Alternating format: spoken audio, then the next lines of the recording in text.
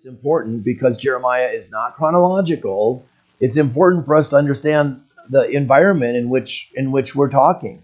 Because if you don't understand the environment, you won't understand why he's saying what he's saying and why it's significant.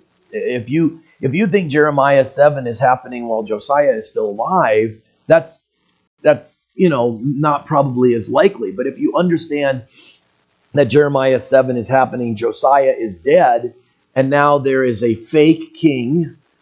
It's fake in the sense that it's a relative of Josiah, so it's in the kingly Judaic Davidic line, but at the same time, the king is put on the throne by the Pharaoh of Egypt.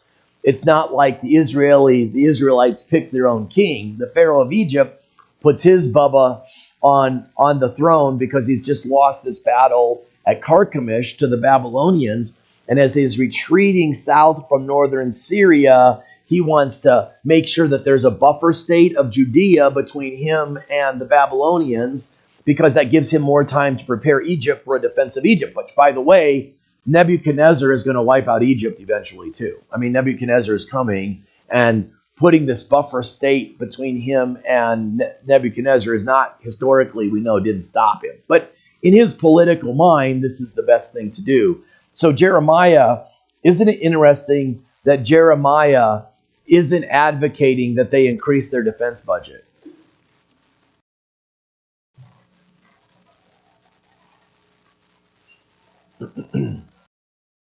You understand that the biggest defense budget in the world doesn't stop God's wrath on a nation if it turns its back on him. And I say that as a 30-year, 3-month, and 16-day military officer, but who's counting?